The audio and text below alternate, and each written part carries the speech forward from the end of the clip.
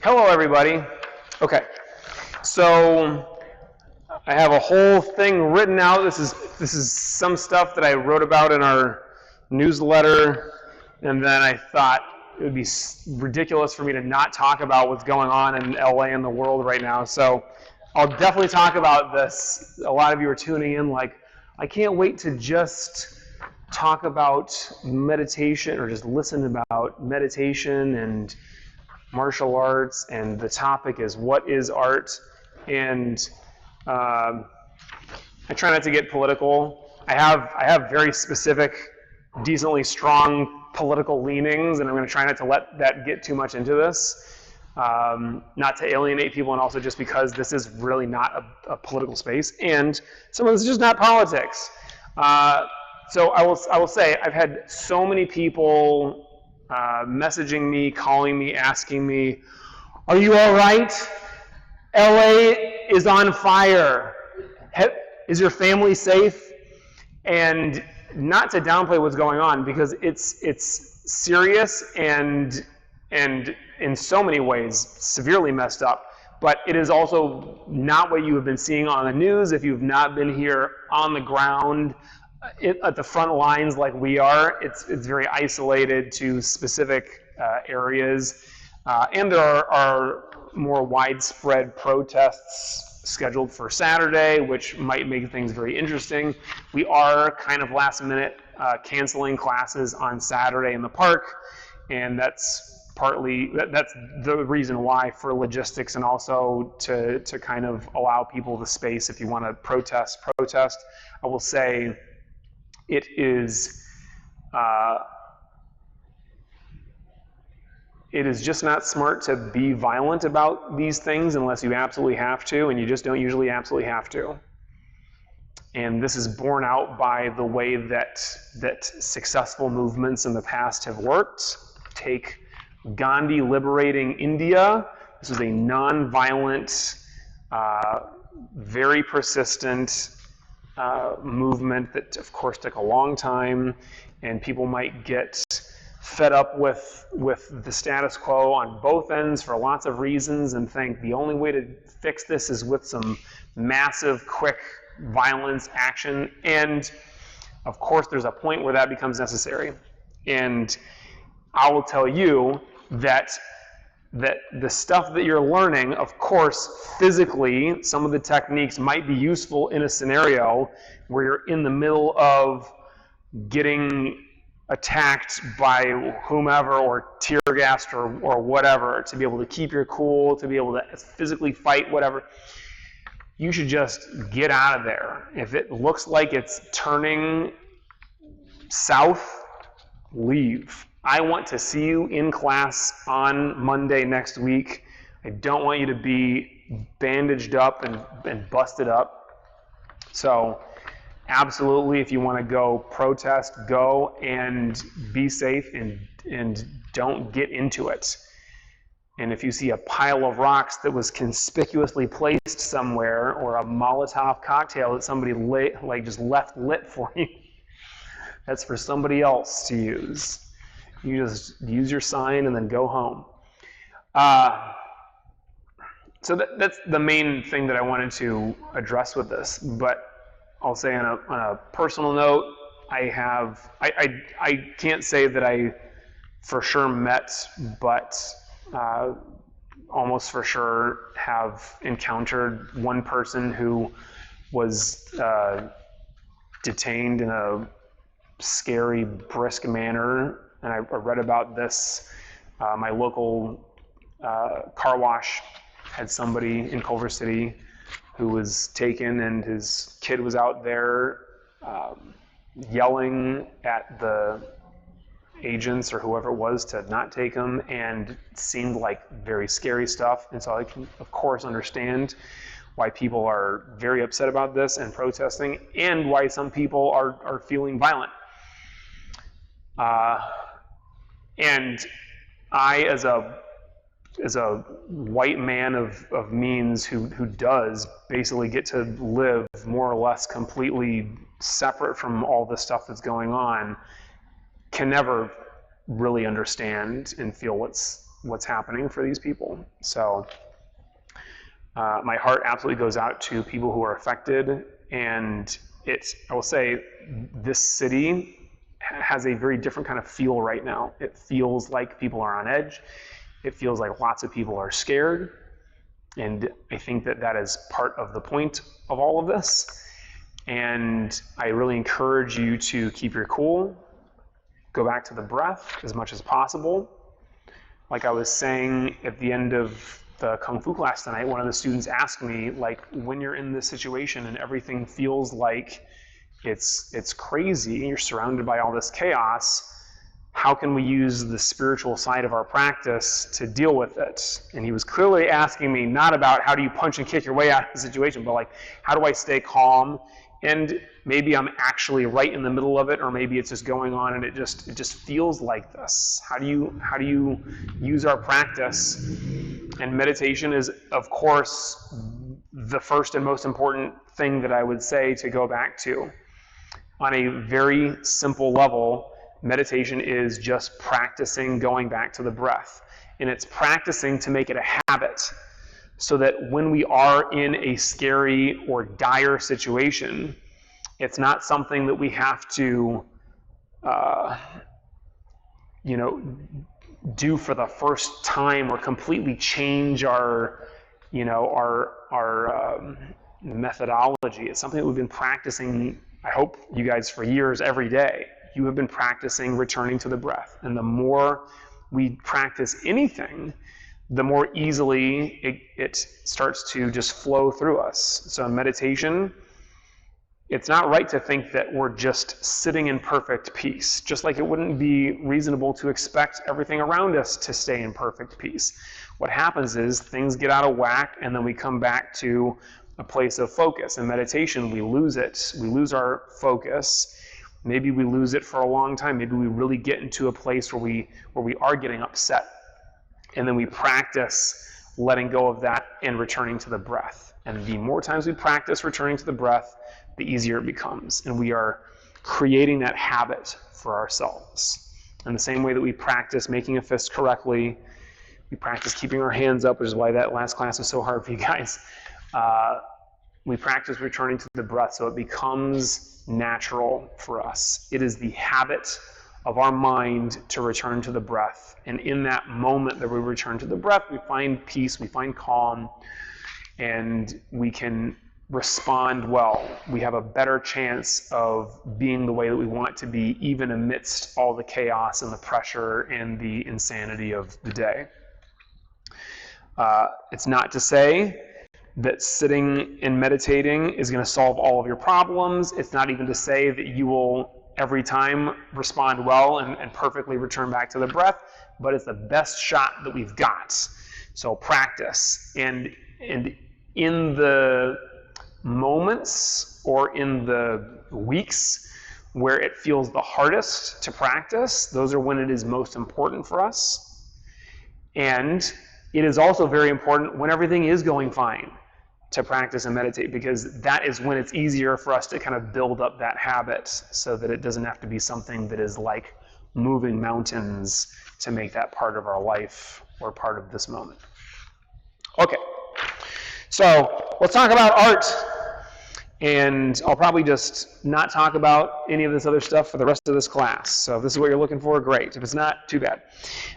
What is art? So a lot of people think art, they think like a pretty painting or something that is aesthetically pleasing.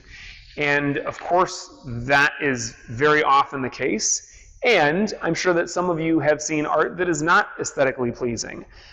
Sometimes when I'm teaching this class and I see art performed by other people, or even I look in the mirror and I see art performed by me, I'm like, that's not aesthetically pleasing. This person needs to spend some time practicing this technique or this form. And yet that does not mean that it is not art, right? Because art is so much more than what it looks like on the outside.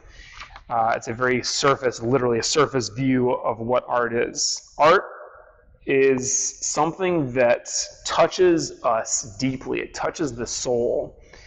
It is something that impacts us in a lasting and meaningful way. And that certainly can be the case in art that somebody else has made and we are looking at. And it is absolutely the case with the artists themselves. So this is what our experience should be as martial artists, is we are transformed in a lasting and meaningful way through our practice. Of course, you could do something that looks good, but if you are not changed in the process, it's not real. I don't think it's art of any kind. It's certainly not martial arts. So I'll read a little bit from what I wrote in the newsletter. And the kids ask me this. Usually adults don't ask me this, and I think maybe they think they're already supposed to know, or maybe some of them actually do know, but the kids ask me, what is martial arts? Like, what does that mean? And I answer in this way. Martial means fighting, and so it's like the art of fighting, but then some of them I feel like I should explain what is art.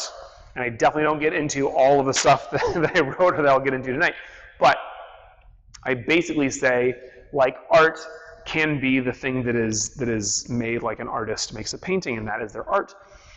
And our art, you could think of it like the way that we're physically moving our body is our art, and of course that's part of it, but really the art that we are creating is our lives and ourselves that we are recreating every day and every moment that we practice through our meditation, through our physical practice, all of this. And our life and our very being is the art that is made by this. And it is beautiful and chaotic, and it changes all the time. And I think this is one of the interesting things about art, is that I was talking about in this article this phrase when you say something is more art than science, and usually this is in reference to something that maybe somebody is kind of fudging the details on, or it changes a lot, or it's not exact. And absolutely, martial arts, we want to be very exact. We want to make our technique look exactly the way that we want to make it, and we want to practice it that way over and over and over again, and that seems to be in direct contrast to something that flows and is creative. But you can think of it like this. If you are going to be a photographer, an artist, Tanya takes beautiful photographs and she's been practicing for a while, you have to learn. I took one photography class and I learned enough to know that I'm better than I probably should have been, but not good at all. And you have to learn all the technique of how to use the camera properly, and like how to set up how to frame a shot, and all this stuff that I don't know how to say, and Tanya can tell you about later on. But like I took, this was a long time ago, so I was learning how to develop film, and I'm sure that some people still teach how to do this, but I ruined many pictures by incorrectly developing the film, and then you're doing all kinds of fun stuff in a dark room, inhaling these chemicals, and it's great. But without knowing how to do all of that, you cannot produce the art. So there is the technique that the more exact you are with your ability to produce a specific result, the more likely you are to be successful when you do start to kind of branch out and shift with perspective and framing and lighting and all this stuff, all these different elements that can create that kind of art. And martial arts is the same thing. If you don't know how to make a good fist, and then you go to spar and you're like, I'm going to be an artist now, you're just going to bust your hand the first punch that you throw. And that is one of the really bad things that can happen. But a more subtle bad thing that happens is people just don't really, they don't really flow, and it's not something that feels like a moving meditation because they're still thinking their way through it. How do I do this technique? How do I move this way? How do I do this? And you're up here in your brain the whole time. And it is an absolutely necessary step in any art, I believe, to practice the technique to the point where you no longer have to think about it. Now, you might look at Jackson Pollock and think, I don't know how much technique was involved in this, and I'm sure that there absolutely was, but there's an argument to be made that he just like took some paint and threw it at the canvas. There is a technique to that, and I'm sure that he spent a lot of time doing it in a specific way to get a specific kind of result, and then I'm sure he tried lots of different ways. And so it might not always be apparent to us what the technique is behind there. But in martial arts, it's very clear, it's very apparent. These are the things that we practice over and over again. And then that very desire to get it perfectly and that attachment to getting the technique right is the thing that we must then let go of in order to truly become artists and to allow it to flow through us. So these are like the different stages of becoming an artist. As you start by perfecting the technique and repping it so much that it lives in your bones and you don't know how to do it incorrectly. And then you let go of all of that and just let it happen. And then you maintain the principles and the good technique, but it flows effortlessly through you and you're spontaneously creating different combinations and allowing it to happen in a way that really does feel like a moving meditation. It feels like art. So I kind of talked about a lot of different stuff with that, but I'll get back to this. There is this like unpredictability to art, right? And of course you can take a photograph and copy it exactly, and each copy can feel like art.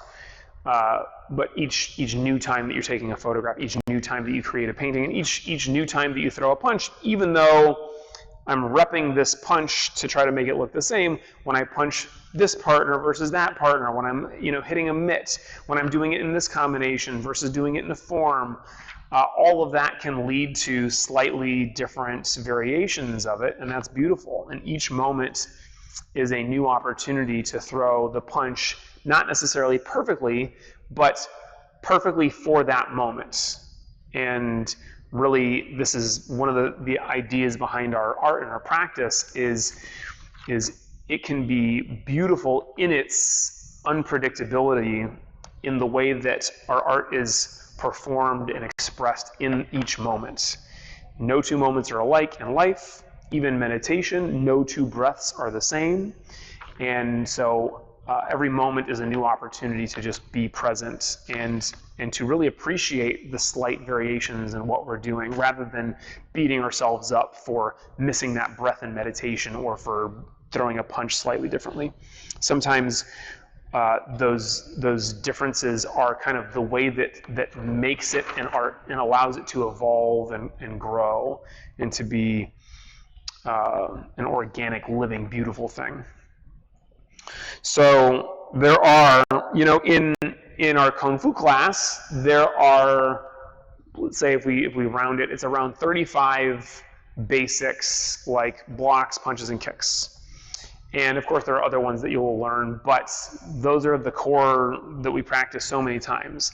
But if you take all the different ways that we could put together these techniques, it's near infinite how many different combinations you could come up with. And I'm sure it's not even close to infinite, but it's a lot. Way more than you could throw in a couple of years of practice. And the more things you add to a specific combination, you could never get through them in a lifetime. And that's on the one hand very, saddening for some people, like I'll never practice all the combinations, but for people that have the right attitude like me, it's beautiful. I can never possibly get through all of it. I can always practice something new, and that's beautiful. So Sifu Brown I assume always still says this, and he says that Baryshnikov doesn't love ballet. For those of you who don't know who Baryshnikov is, he's a famous ballet dancer. Tiger Woods doesn't love golf. For those of you who don't know who Tiger Woods is, he's a golfer. Michael Jordan used to play basketball. He doesn't love basketball. So he would say, Baryshnikov doesn't love ballet, Tiger Woods doesn't love golf, Michael Jordan doesn't love basketball. They love the state of mind that they're put in when they practice these things or when they perform these things. And of course, if you ask Michael Jordan, do you love basketball? He'd probably say yes. But if you ask him to get more deeply into it, it's like, well, do you love, like, what is it that you love about it? And you might name 1,000 different things. You know, the feel of the ball as it bounces, the feel of that perfect shot as it's sailing through the air, and you know that it's gonna get made. You know, all of the different things that you might point to. But really, I think that most of it would come down to the way that it brings him fully into the present. And if you are doing martial arts at a very high level, you don't need to be the Michael Jordan of martial arts, but you're practicing at the highest level that you can, and maybe you're practicing with other people who are also practicing at such a high level that they kind of bring out the best in you. You really have no choice but to be fully present. And this is really pointing to the thing I was talking about early on, how it touches our soul and how it transforms us deeply, because many people outside of their, you know, sport or area of expertise, or for us outside of martial arts, they never experienced this. Right? Hudson is a musician. You've experienced this, I'm sure, many times. A flow state where there's nothing going on in your mind other than what you're playing right now. And I doubt it is like always like frantically looking at what note is next. It's like you practice it enough times that it just happens. And the better you get, the more this will happen. And the best musicians in the world are for sure not sitting there thinking their way through the whole time, furiously just trying to stay like at the right pace and not mess up. It's like it just happens. It just flows through you. And this is what Bruce Lee called it. He says, it's when it happens. It's not when you do it. It's when it happens. It's when spirit flows through you.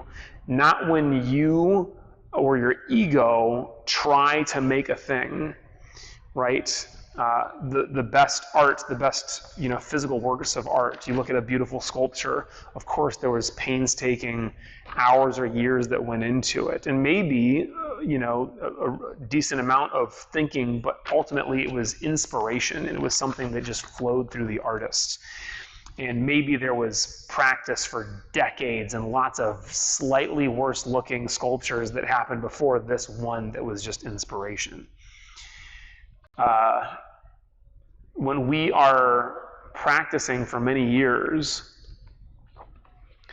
and we have this experience of being in mushin, no mind, where it is just happening as if by accident, and it feels like a miracle that I pulled off this technique finally, or it happened in this unique circumstance. I finally got, you know, snake creeps down to feel right in Tai Chi. It didn't hurt. And it's like, wow, where did that come from? And you might, stepping back a moment later, be like, that was incredible. I don't know who did that, but it wasn't me. And that is a really amazing experience that we really want to set ourselves up to be able to have. And that's different from try to have it, because the harder we try to have it, the more it slips away from us. But show up to practice, meditate, and this will happen. Things will just start to flow through us.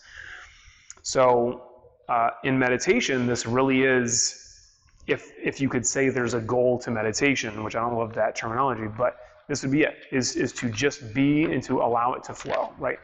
The best meditation will not be had by trying to force it, by trying to refuse to have thoughts, by refusing to move. Yes, that might be the result of just being in the present, is we sit totally still and we don't really have distractions. All we have is this moment and this breath. And in that stillness that you might find in your meditation, in your physical practice, in whatever art it is that you're doing outside of the dojo, that is where you can certainly find a bit of peace no matter what is going on outside. And this is not to say that you should be like that meme of the dog who's sitting in hell where everything's on fire and the dog is just like, everything's fine. But this is to say that you might decide, like, I'm going to go and do something about this. But I know that if it's from the ego or if it's from me being angry, that I might not make great choices, or I might make things worse. So maybe I'll sit and meditate, or maybe I'll do something that puts me into a flow state, and I'll try to find this clearing. And from this clearing, we can choose. This is the analogy is like you're running through the woods, and very often life can feel like that. Like you're in a thick woods surrounded by trees, and you are running. Life is like I'm running as fast as I can, and it's everything I can do to dodge these trees and not knock myself out. But then if you can find a clearing and you're just like out in the middle of the clearing, you're like, wow, I can go in any direction and I can see clearly where I'm going, and I can see that I'm not about to run into a tree. This is what, I mean, meditation can sometimes feel like we're running through the woods, but we want to try to get to that place, or we want to allow ourselves to find that clearing. So however that works for you, try to find it, and then make whatever the best decision you can make is. Respond well in whatever way that looks for you. Sit comfortably.